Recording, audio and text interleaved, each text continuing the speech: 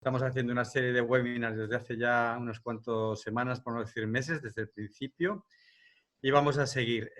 Bienvenidos a todos los que estáis en Málaga y los que estáis fuera de Málaga, porque veo que hay gente desde Huelva, ¿no?, que nos están siguiendo. Así que buenos días a todos y muchas gracias. Bueno, Bicoronova es la incubadora de empresas innovadoras de Málaga, que está en el Parque Tecnológico de Andalucía. Y entre otras muchas empresas y misiones, pues también tenemos un tema que tiene que ver con los temas legales, ¿no?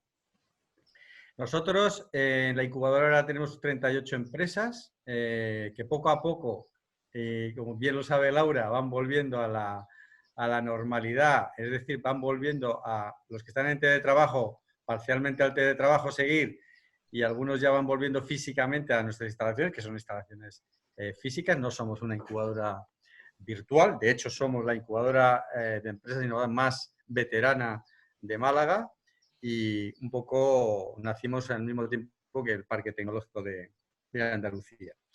La cuestión de hoy es que en la línea de seminarios o webinars que llevamos haciendo, lo que hemos procurado es que expertos de empresas que estén en Bicoronova compartan sus conocimientos con todos vosotros y con todos nosotros. Y en ese sentido, pues hoy, para todos aquellos que os habéis apuntado, pues tenemos a María Gómez Casas. María Gómez Casas es la CEO de la empresa Ley en Red. Es una persona, aparte de sus conocimientos del derecho, que los tiene y los ejerce, que es abogada en ejercicio, es una de las abogadas que yo conozco al menos que esté más vinculada con la tecnología. Y para nosotros es un tema importante. Es un despacho o servicio de abogados muy innovador, porque siempre ha estado muy en conexión con todo lo que son las nuevas tecnologías. Lleva con nosotros tiempo en Bicoronova. Es un servicio ya bastante consolidado. Y María tiene otros muchos más atributos y cargos que no voy a extenderme mucho, pero deciros que está en el Colegio de Abogados de Málaga, colegiada, que, como digo, es la fundadora y CEO de Ley en Red, y que también participa en el comité que tiene que ver con temas de seguridad de la asociación Alastria, que ella también espero que le dé una pincelada a lo que es Alastria para aquellos que tampoco estamos demasiado familiarizados con lo que es Alastria a nivel empresarial. Así que por mi parte, de nuevo daros las gracias a todos, esperando que todos estéis bien, y nada, dar paso a María, que le veo absolutamente dispuesta. María. Muchas gracias, Álvaro, por la presentación. Gracias, Laura. Y gracias a los que nos acompañáis hoy. Voy a intentar, en primer lugar, bueno, cierro un poco lo que decía Álvaro en cuanto a la presentación, que coordino en el Colegio de Abogados la sección de Derecho Digital, Innovación y Gestión de Despachos. Y, por otra parte, también pertenezco a la Comisión de Igualdad y Conciliación, que aunque parezca que no, pero la conciliación y la digitalización tienen bastante que ver o pueden estar bastante relacionadas. Y en cuanto al tema de Alastria, por ser muy breve, el tema de Alastria, el mayor consorcio empresarial relacionado con la implantación de blockchain para la seguridad empresarial. Y entonces, desde esa perspectiva, Alastria se organiza en diversos comités y yo pertenezco al comité legal, donde vemos, el técnico intenta explicarnos lo más fácilmente comprensible a los oídos de un letrado lo que ellos quieren hacer, y nosotros en esa nueva versión del abogado no le decimos no se puede, porque los abogados hasta ahora fuimos el doctor no, sino dónde quieres llegar y te llevaremos de forma segura para no tener problemas. Desde ese punto de vista, el derecho tecnológico es muy ilusionante, y ahora mismo, por deciros, lo último en lo que estamos implicados, o yo estoy personalmente bastante implicada, en la implantación de juicios telemáticos. Los juicios telemáticos, por daros una pincelada y que entendáis bien la envergadura, la última citación que se ha hecho en Málaga para un juicio de cláusula suelo, un juicio de cláusula suelo es un juicio hecho, es decir, es que el cliente tiene razón, ya se lo ha dado, el banco ya sabe que tiene que pagar. La última citación que han hecho ha sido para vista el 12 de febrero, que yo sepa, 12 de febrero de 2024. Si fuésemos capaces de montar a los jueces y a los tribunales de cláusula suelo en el tema de juicios telemáticos, en junio podríamos celebrar 10.000 vistas. Es un cambio absolutamente exponencial. No somos capaces de ver lo que esto significaría para la justicia y para los derechos de los justiciables, que es realmente lo importante.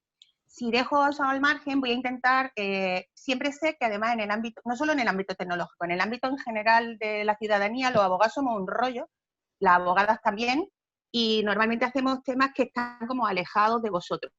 Cuando el derecho se plantea como un tema alejado de la gente, es porque el que lo está exponiendo no sabe exponerlo. No hay nada más cercano al ciudadano que sus derechos, y la abogacía al final, si ejercemos bien nuestro derecho a la defensa y a la representación, es la última voz del ciudadano cuando tiene un problema, y el último recurso para que te den la razón y para que resuelvas. Por lo tanto, si la abogacía se presenta ante la ciudadanía como alejada, es que algo estamos haciendo mal, y en eso estamos intentando también cambiar.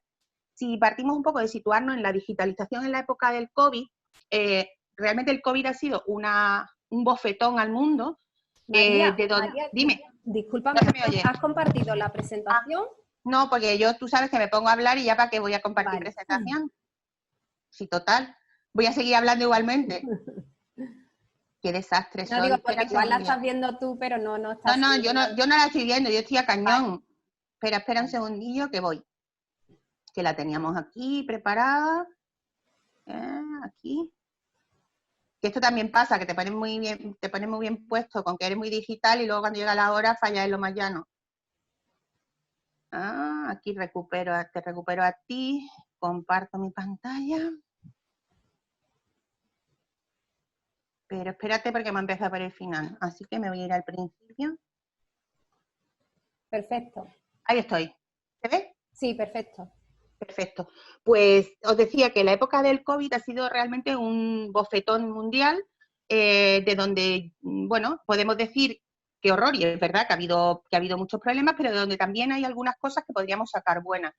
El mismo gobierno, cuando declaró el estado de alarma, declaró todo lo relacionado con telecomunicaciones y con teletrabajo como esencial. Es lo único que se ha mantenido durante todo el estado de alarma como esencial, es decir, y además se dijo que todo lo que las compañías de telecomunicaciones desde ese momento se las establecía como compañías esenciales para todo el teletrabajo, para las comunicaciones y para todo. Entonces, de hecho, habéis visto que pues todo lo que era venta de productos que tuvieran que ver con telecomunicaciones o con informática se han mantenido siempre como esenciales.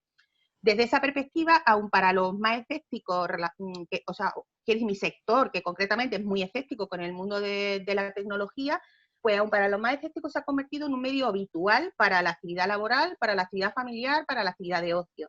Quizá en algunos momentos hemos notado que no se ha hecho de la manera todo lo pensada o todo lo organizada que se debería de haber hecho, pero es que realmente nos hemos encontrado con una situación de emergencia y hemos tenido que reaccionar sobre la marcha.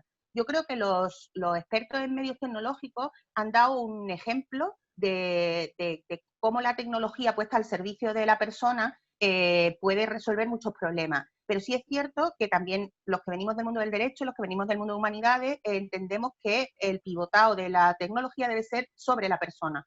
Por lo tanto, no está hecha, quiero decir, la tecnología sin ese toque humanístico no tiene demasiado sentido. ¿Qué nos ha enseñado? Pues nos ha enseñado que nos pueden ayudar, y desde este punto de vista, cuando metemos la tecnología en mundos donde habitualmente no era tan claro, tenemos que aprender, tenemos que estudiar qué legalidad estudia esos movimientos. ¿Por qué? Porque esa tecnología, si no le aplicamos la legalidad vigente, hace que las empresas puedan incurrir en algunos problemas que les pueden llevar a responsabilidades.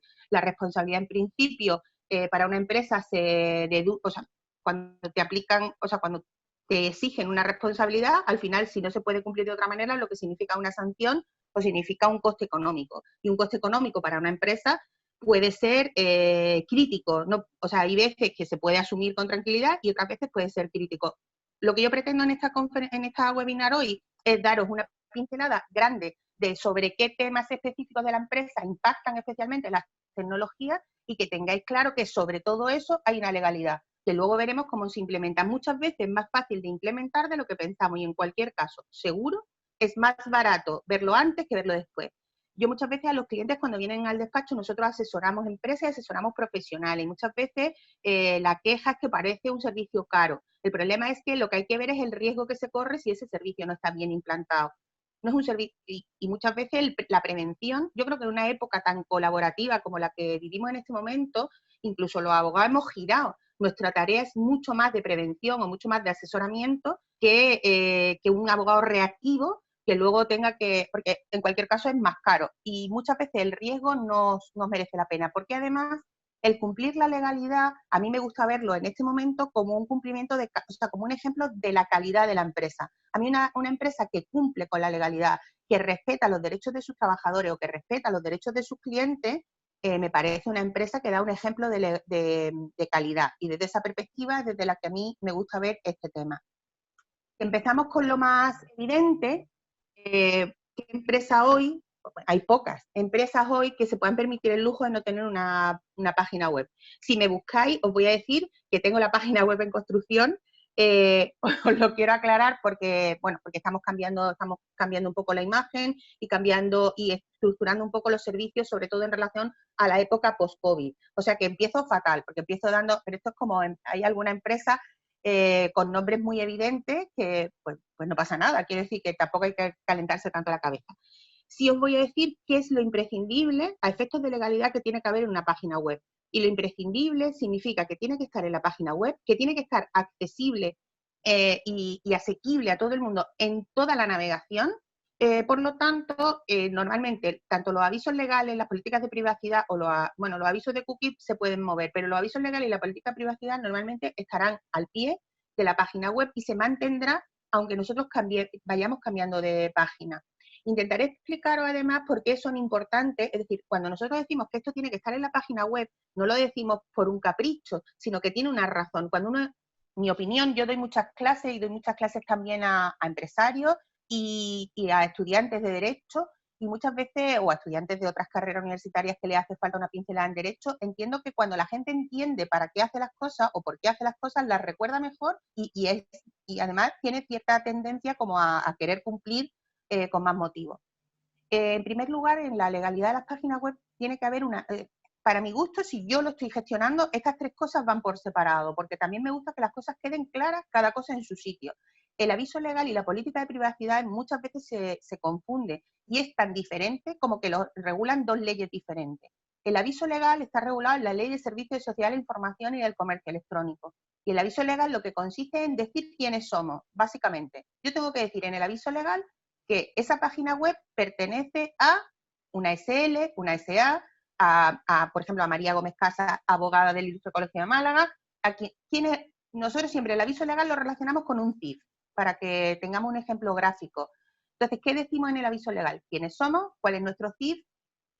¿Cuál es nuestra dirección? Y una cosa muy importante en el caso, por ejemplo, de profesiones colegiadas como la mía, decir el número de colegiado, al colegio profesional que pertenece, y en general hay que decir si está sujeto a un código de conducta. Por ejemplo, es muy clara el sector de la publicidad. El sector de la publicidad está sometido a códigos de conducta. Por ejemplo, nosotros en la abogacía, no voluntariamente, sino que cuando te colegias, nosotros quedamos sujetos al código deontológico de la abogacía como cualquier profesión sujeta a colegiación. ¿Por qué es útil el aviso legal? Porque nosotros cuando contratamos con una empresa, cuando entramos en una web, yo probablemente quiera una información y posteriormente lo que quiera sea contratar con ellos. Si lo que quiero es contratar, quiere decir que quiero comprar o comprar sus productos o contratar sus servicios.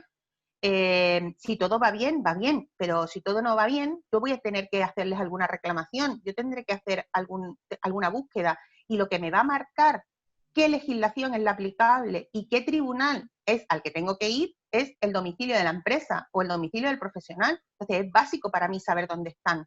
Es básico para mí saber si están inscritos o no en un registro mercantil, porque quiero buscarlos, quiero saber quiénes son. A mí no me da igual una empresa en concurso que una empresa que no esté en concurso a efectos de patrimonio y de poder reclamarle.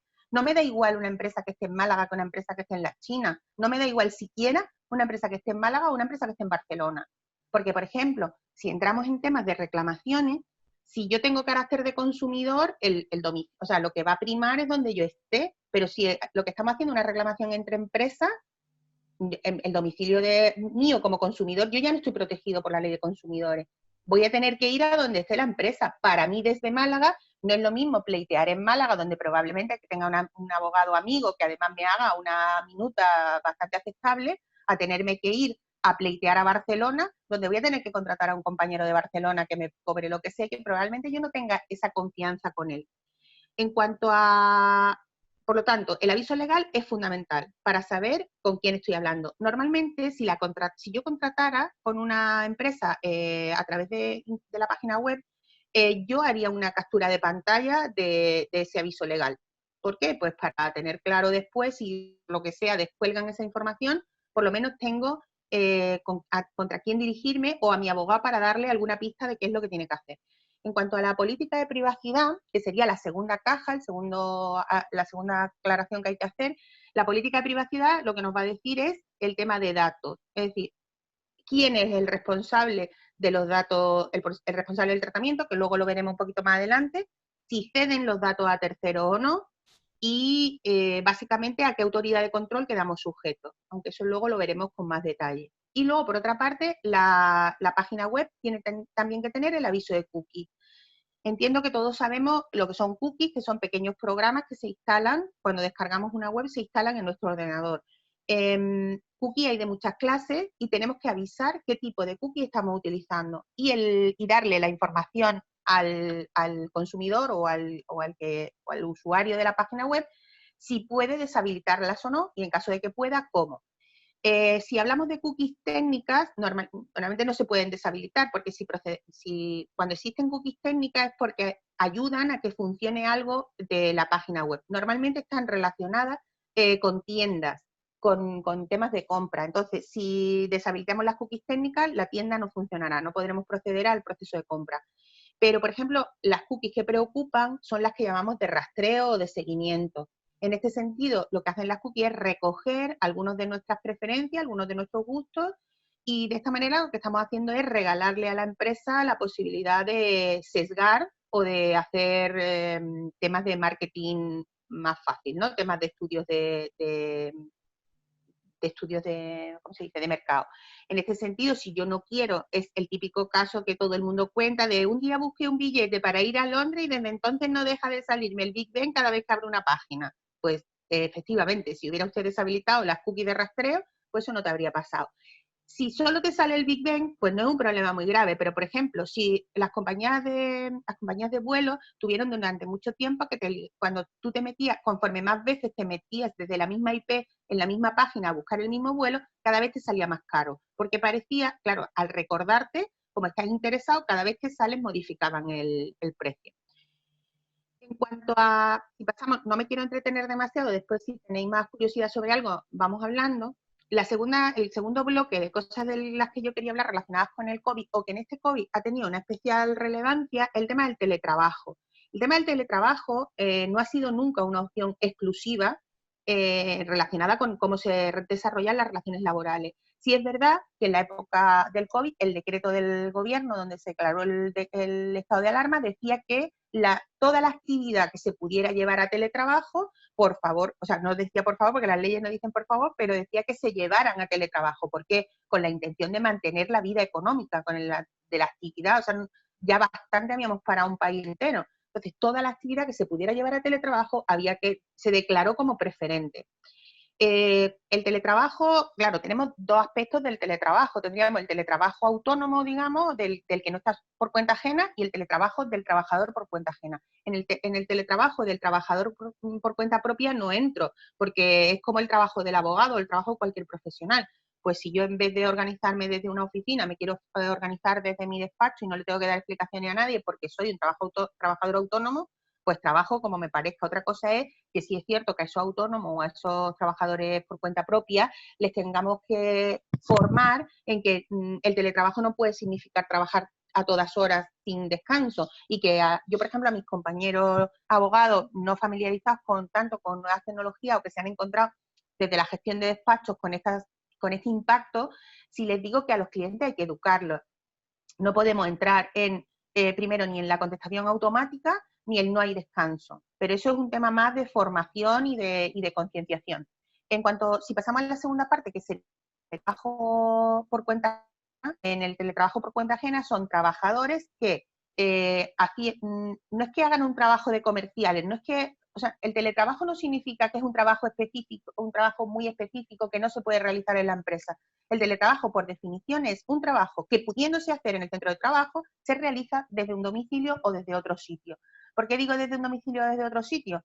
Porque el teletrabajo también se relaciona con, por ejemplo, con gente que sin vivir en un núcleo urbano, viviendo en un núcleo rural, por ejemplo, realizan el trabajo desde algunos centros que hay allí, no necesariamente desde su oficina, o sea, no necesariamente desde su domicilio. Puede ser un coworking o puede ser unas instalaciones que el ayuntamiento, por ejemplo, que es muy común en los pueblos pequeños, tenga con acceso a una internet buena y por lo tanto se puede hacer desde allí.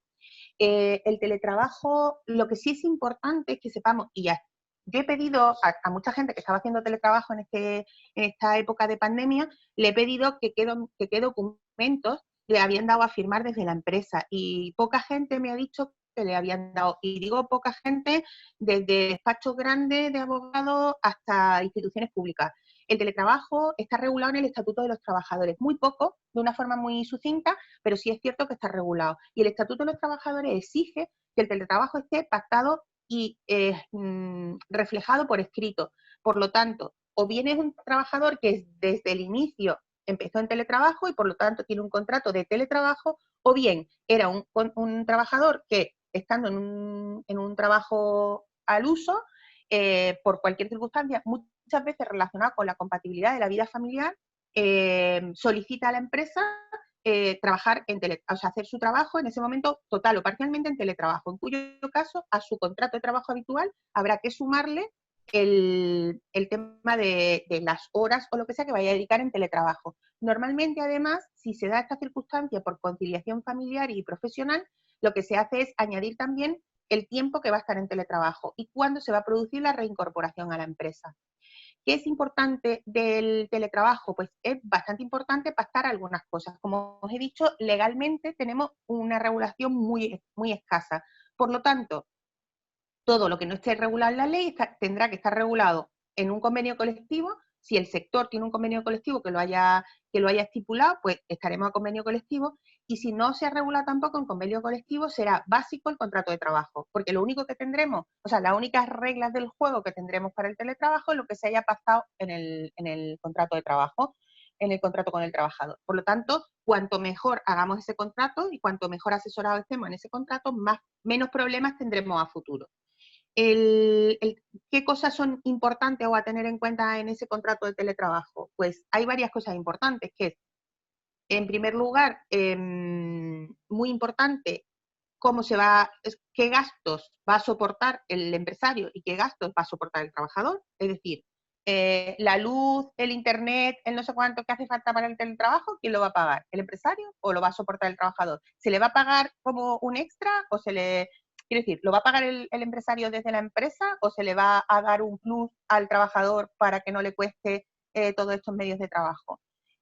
Por otra parte, también es básico el tema de la prevención de riesgos laborales. No sé si habéis leído en el decreto de la declaración del estado de alarma, el gobierno dice que rebaja las exigencias relativas a la prevención de riesgos laborales con respecto al teletrabajo. ¿Por qué? Porque no nos daba tiempo a hacer otra cosa. Teníamos que poner el teletrabajo en marcha levantando esas exigencias al empresario. Pero realmente el empresario es responsable de la prevención de riesgos laborales, aunque el trabajador esté en teletrabajo. Por lo tanto, claro, ¿qué pasa? Que ahí entramos en conflicto con varias cosas. La principal, si el trabajador trabaja en su domicilio, el domicilio es inviolable. Con lo cual, ¿qué capacidad tiene el empresario de controlar las medidas de prevención laboral que tiene el trabajador en su casa? Cuando tú no puedes entrar en su casa a determinarlas. En este caso, en el contrato tendremos que pactar hasta dónde llega mi obligación de implantar, pero yo sí le he tenido que mandar un protocolo, yo sí le tengo que decir que tiene que tener una silla adecuada, que no puede trabajar en la silla del comedor, yo sí le tengo que decir que la luz tiene que ser la adecuada, por lo menos mandarle un protocolo que denote que yo he estado preocupado porque mi trabajador en teletrabajo cumpla con la normativa.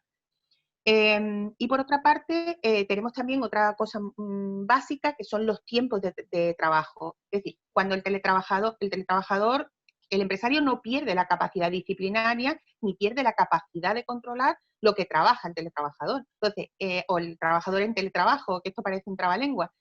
¿Cómo lo podemos hacer? Pues depende del trabajo que tenga que hacer. Si el trabajo que tiene que hacer es en línea, es un teletrabajo que hace conectándose a una red, está claro que hay maneras de monitorizar eso. Si no, pues tendremos que ir, a lo mejor lo que tenemos que pactar con él es un trabajo por resultados. Si no tengo manera de yo poder controlar qué tiempo trabaja, no me va a quedar otro remedio más que ir a resultados, porque el empresario tampoco verá que de alguna manera tiene que tener de controlar. También hablamos desde otro punto de vista en el teletrabajo, hablamos de qué beneficios tiene para la sociedad. Esto es una visión del teletrabajo más amplia.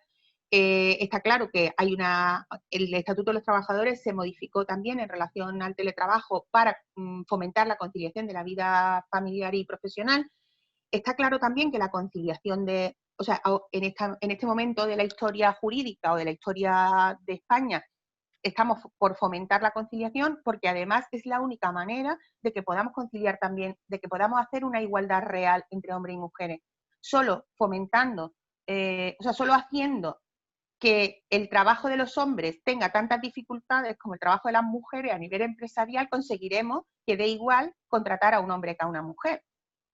Desde este punto de vista, los permisos de paternidad, la conciliación de la vida familiar y del tiempo libre, etcétera, todo esto entra dentro de esa política de conciliar. Hay otro tema que a mí me encanta ver desde el teletrabajo, aunque ahora a lo mejor no es el momento más adecuado para verlo, que es el tema del medio ambiente.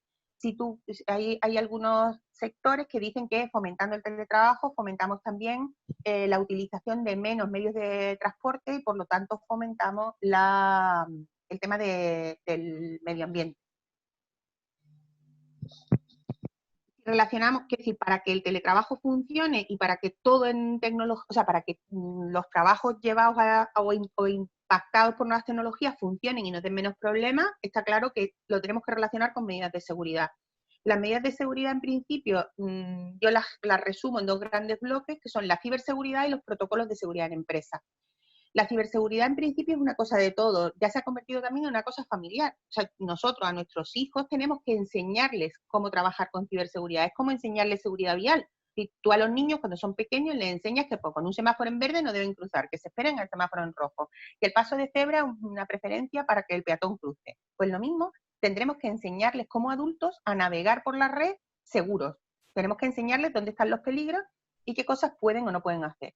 Desde este punto de vista, en las empresas, lo lógico también relacionado con teletrabajo o con no teletrabajo, en las empresas se deben establecer protocolos seguros, pues no sé, pues que cuando se conectan en remoto tengamos una VPN, que no vayamos con una wifi a cañón, que los dispositivos, que también no hemos hablado antes en el teletrabajo, por ejemplo, que los dispositivos de los trabajadores tengan instalados unos cortafuegos, unos antivirus, unas contraseñas, que todo esto esté actualizado, porque ya sabemos que las actualizaciones en temas de informáticos nos las pueden vender con todas las, no sé, con todas las carátulas como que hemos mejorado la imagen, hemos mejorado la funcionalidad. Lo que realmente hemos hecho muchas veces con las actualizaciones es poner parches de seguridad. Por lo tanto, la actualización de aplicaciones es un tema básico. Y por otra parte, yo como asesora de empresas siempre establezco que es bueno tener un protocolo de seguridad. ¿Por qué? Pues por varias cosas. Primero porque la gente conoce, o sea, el primer problema cuando surge un problema de seguridad informática en una empresa es ¿qué hago? Es decir, la persona que está delante del ordenador y se da cuenta que tiene un problema de seguridad, lo primero que tiene que saber es que con eso ¿qué hace? Porque no necesariamente es porque sea un administrativo, es que a lo mejor es un abogado que no tiene ni idea de seguridad, está ahí haciendo sus contratos laborales y no tiene por qué saber de ciberseguridad. Pero lo que tiene que saber es a quién llamo y cuándo. Y por otra parte, desde esta perspectiva, yo como empresa también le puedo exigir. Es decir, si yo te he dado un protocolo de seguridad y tú no lo has cumplido, el problema es tuyo. Desde esta perspectiva yo siempre le digo yo aconsejo a las empresas que tengan un protocolo y que tengan un protocolo que se le adjunte o que se le facilite al trabajador junto con su contrato de trabajo. Es decir, que él lo firma como que lo ha recibido y lo tiene disponible. Si la empresa tuviera una intranet, también aconsejo que esté disponible en la intranet. Y las actualizaciones se pasen también a la intranet y ellos lo puedan ir, o incluso se les obligue a entrar en ese espacio. Y por supuesto, en los temas, todos los temas que suponen implantar protocolos en la empresa requiere del convencimiento, de la convicción de la dirección, y que la dirección como se dice, como que lo expanda al resto de la organización. Si la dirección no está convencida, todas estas cosas van como filtrando. Si la dirección no está convencida de esto, es muy complicado que las demás capas que hay debajo de la empresa se convenzan de nada. Porque además, por otra parte, tampoco habrá mucha inversión. Si la dirección no está convencida, va a haber poca implicación, o sea, va a haber poco filtrado y poca inversión. Y cuando tú le tienes que exigir a tus trabajadores algo, lo mejor es darles formación. Tú no le puedes exigir a una persona una responsabilidad si antes no le has dado las armas para que conozca qué es lo que tenía que hacer. Seguimos con el tema de los datos. Vosotros sabéis que, bueno, eso estáis aburridos de escucharlo. Los datos en la era digital se han convertido dicen que en el petróleo del siglo XXI. ¿Por qué son tan importantes los datos o la gestión de datos en este momento? Porque no por el dato en sí, los datos siempre han sido importantes, pero ¿por qué impacta tanto las nuevas tecnologías en el tema de los datos? Porque permite un procesamiento muy rápido y de muchos datos. Si yo puedo procesar muchos datos en muy poco tiempo, estoy obteniendo mucha información. Tecnologías como Big Data o como la inteligencia artificial, al final lo que tienen debajo es una gestión brutal de datos. El otro día escuchaba una empresa que lo que hace es, está haciendo una aplicación para reconocimiento facial y reconocimiento de gente para invidentes. Entonces, con esa aplicación, tú coges el teléfono, la acercas, por ejemplo, si un cliente se encontrara conmigo, un amigo mío, pone la pantalla cerca de mí y el teléfono le dirá, te estás encontrando con María, pero le añade, y además parece triste. O sea, ¿eso por qué es? Porque han gestionado, o sea, han estudiado cientos de miles de millones de datos de personas en el mundo entero, y por como yo tengo mi gesto de cara, parezco triste, con lo cual te está dando otra información más. Ya no te está dando, o si te encuentras con alguien desconocido, te dirá, te estás encontrando, pues como en el CSI, te estás encontrando con una mujer blanca, caucásica, con esta estatura que corresponde no sé qué y qué tal. Entonces, está dando mucha información. Esa información, ¿cómo se hace? Analizando muchos datos.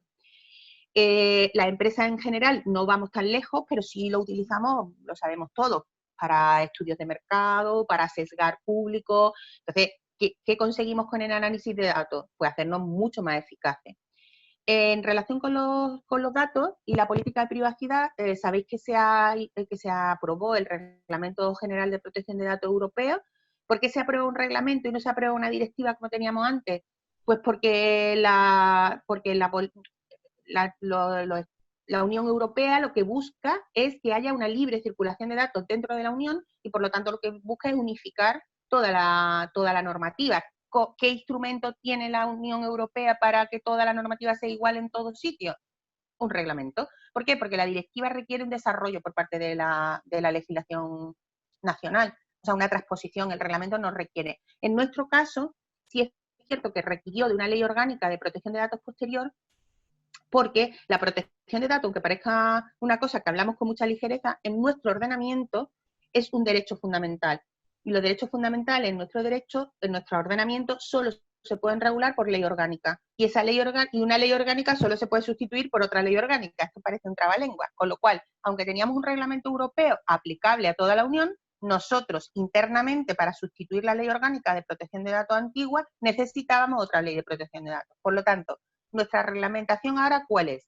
El Reglamento de Protección de Datos Europeo del año 2016, que entra en vigor en 2018, y nuestra Ley de Protección de Datos, que creo que es de diciembre de 2018.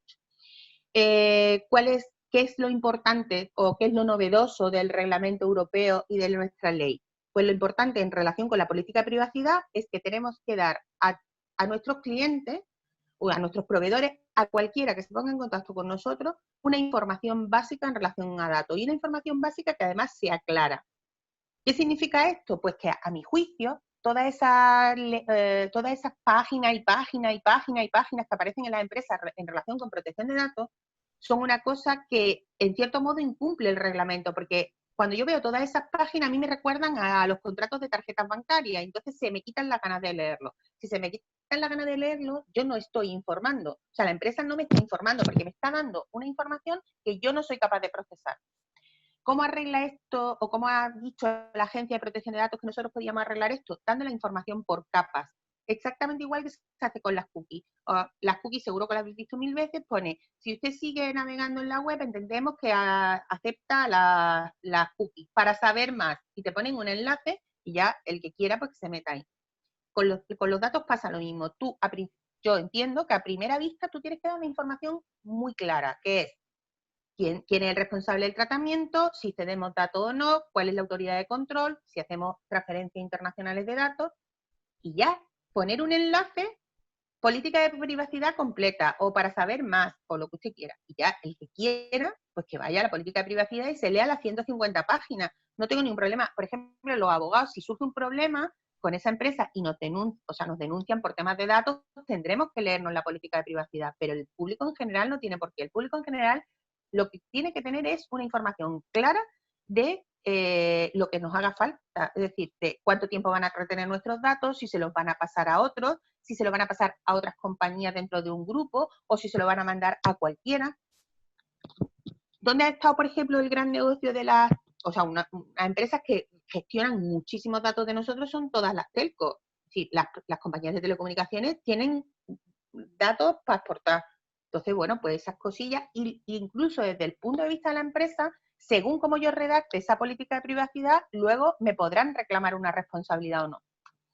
En cuanto lo he puesto ahí, la gestión de dispositivos, ¿por qué? Porque nosotros gestión de dispositivos y sobre todo en relación con los BIOS. ¿Eso qué significa? Esa es la moda del Bring Your Own Device. ¿Qué significa? Que cada uno trabajamos con nuestros propios dispositivos. Es decir, yo antiguamente era muy común hace unos años, era muy común, yo de hecho lo he tenido, ver a gente con un móvil personal y un móvil profesional. Ahora es muy frecuente ver a la gente con o a directivos solo con un dispositivo. Esto además empezó porque dependiendo de qué dispositivo llevaras, tenías como que hacías ver cierto rango en la empresa. Entonces, a mí me daban en la empresa un teléfono patata, no lo quiero. Yo tengo mi propio, el que sea, que es último modelo, y prefiero utilizar este. ¿Por qué? Porque es cierto signo de dónde estoy en la empresa. ¿Eso qué significa? Eso significa que tú estás mezclando datos que forman parte de tu ámbito privado, de tu ámbito doméstico, los estás mezclando con datos que son profesionales. Tú estás mezclando documentos que recibes de tipo profesional con tus fotos de tu cumpleaños de tus hijos. Entonces, eso hay que tenerlo diferenciado y tienen que tener distintas medidas de seguridad. Y resalto la figura del DPO porque es el delegado de protección de datos, que es un personaje que no es el responsable de seguridad de la empresa, no es tampoco la persona que gestiona los datos de la empresa, sino es un directivo que según la propia ley, según el propio reglamento europeo, depende del directivo más alto que haya en la empresa, y lo que hace es establecer la formación en la empresa relativa a datos y a su vez establecer todas las medidas de seguridad que él entienda que son necesarias para cerrar brechas. Además, es la persona que se pone en comunicación cuando hay un problema entre la Agencia de Protección de Datos, es decir, la autoridad de control, y el ciudadano o el usuario que hace la reclamación. Es quien habla en la empresa y quien media para intentar resolver el conflicto. Dice el reglamento que tiene que tener una fuerte formación jurídica, aunque sea licenciado en Derecho, y además tiene una posición en la empresa muy particular. A mí me recuerda mucho la posición del delegado de protección de datos a la posición de un sindicalista. No se pueden tomar medidas contra él en la empresa por tiene como una superprotección por decisiones que él haya tomado relacionadas con su trabajo. Bien, si seguimos, hay otros temas que a mí me preocupan en relación con la empresa y que están también muy, muy impactados por las nuevas tecnologías.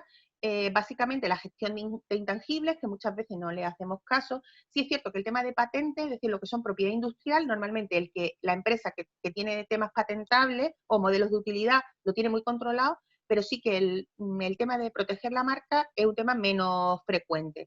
El tema de las marcas es un clásico, el posible choque entre la marca y el nombre de dominio.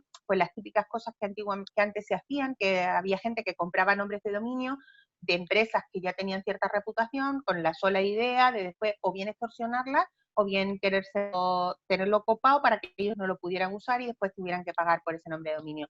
Esos posibles conflictos entre nombres de dominio y marca ya se han resuelto por la jurisprudencia y por la ley en España y bueno, no tiene más historia. Cuando hay conflictos o cualquier problema sobre nombres de dominio, por ejemplo, en el caso de los nombres de dominio.es, tenemos una manera de resolverlo directamente a través de arbitraje, con lo cual no tenemos que ir a un tribunal. Se puede resolver sujetándote a temas de arbitraje.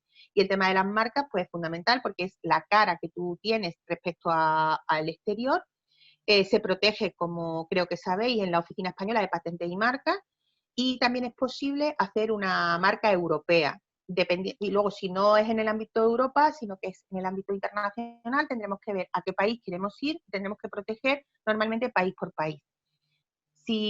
Bueno, sobre esto hay mucha literatura, por ejemplo, a título de anécdota os digo que en China hubo en un momento determinado en el propio registro de marcas chino se empezaron a inscribir muchas marcas europeas con la intención de que o americanas, con la intención de que cuando esas empresas se fueran a instalar en China, ya estaban los dominios o las marcas ya inscritas, por lo tanto, una vez que la marca está inscrita, tú no puedes inscribir la misma, lo que tienes que hacer es licenciarla, es decir, tienes que pagarle al que la tenga, porque, bueno, esto es a grosso modo, porque luego hay maneras de evitar eso.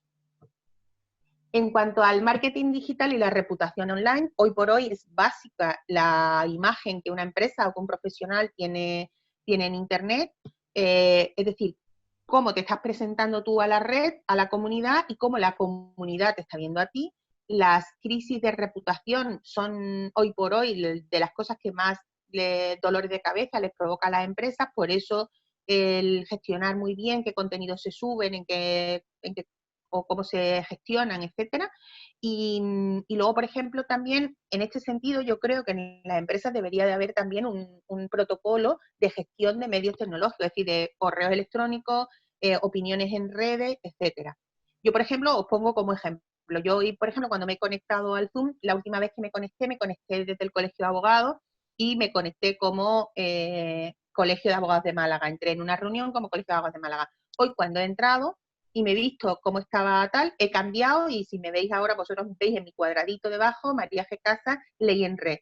Porque, pues mira, la última vez que precisamente entré en Alastria, en el Comité Legal de Alastria, donde me pidieron que entrara con mi identidad de Colegio de Abogados, porque es así como yo asisto allí, como miembro del Colegio de Abogados y como miembro de Ley en Red.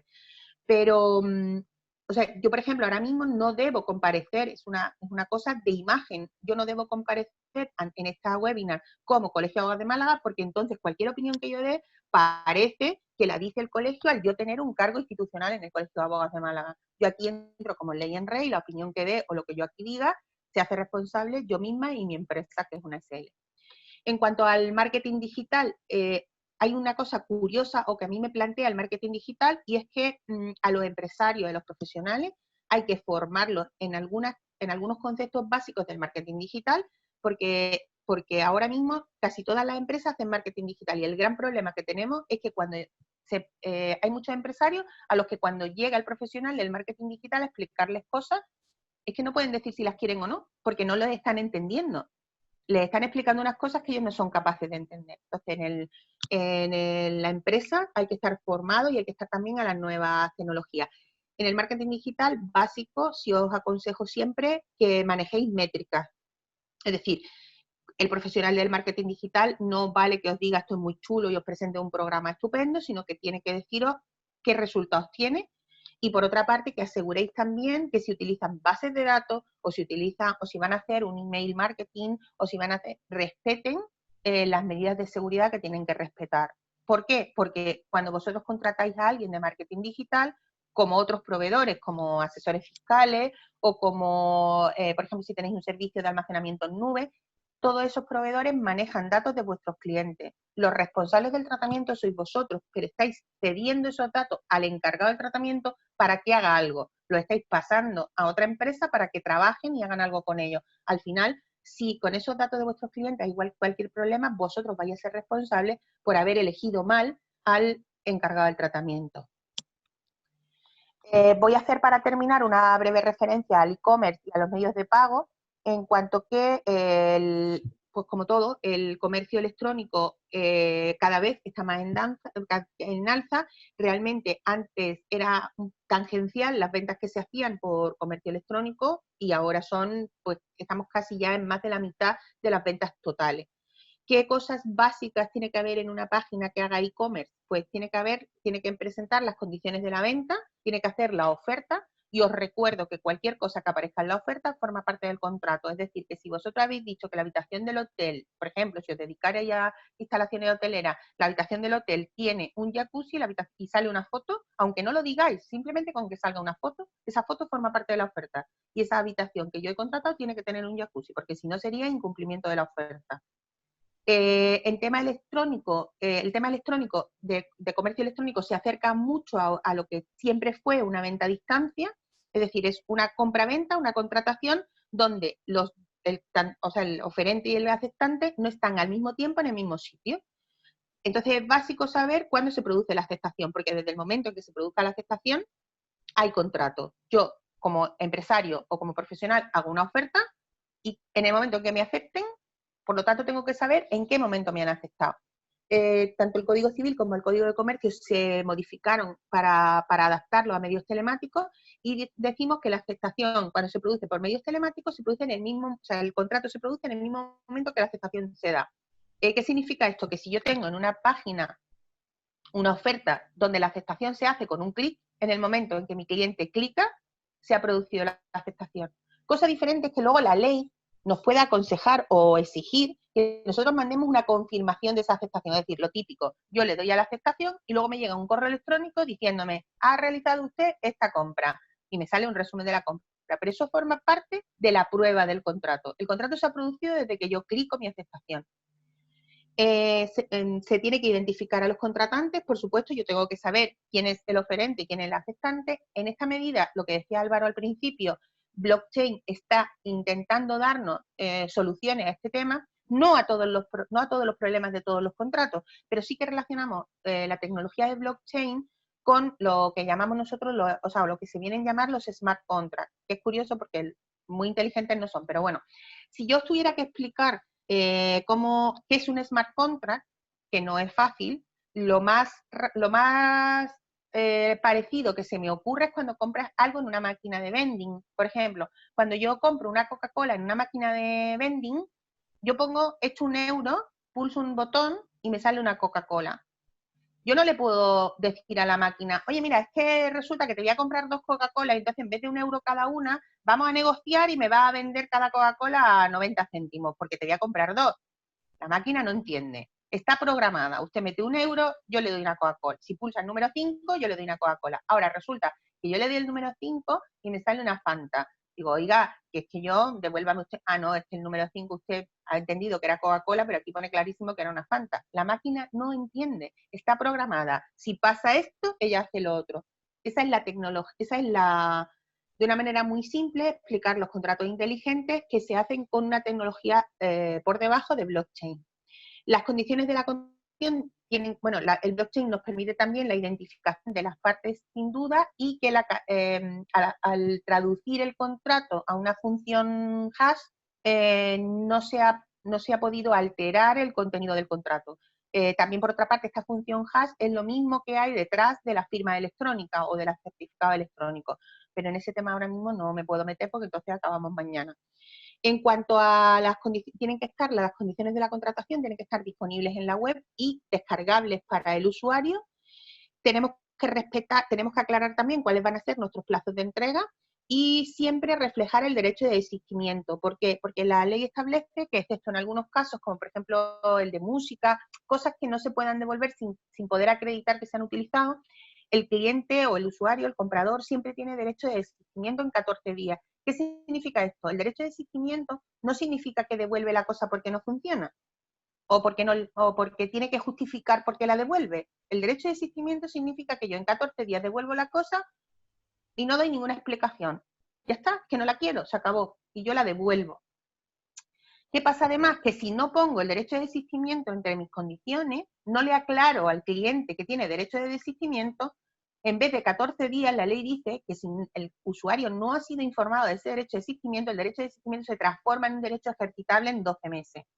Entonces, sinceramente, si pasamos de 14 días a un año, a mí me produce cierto estrés. Y para terminar, tendríamos que ver también un poco los medios de pago, es decir, es importante cuando hay un comercio electrónico que establezcamos los medios de pago seguros, mediante pasarelas de pago seguro, ya sean de banca o ya sean de otro tipo de instituciones.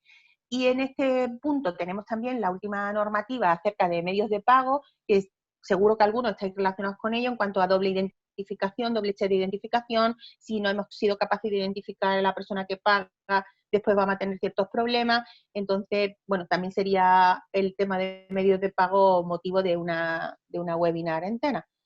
En principio yo ya con esto termino, creo que he entrado en el tiempo que Laura y Álvaro me pedían y bueno, pues estamos en el Wiki Euronova, ya lo sabéis, y muchas gracias por acompañarnos.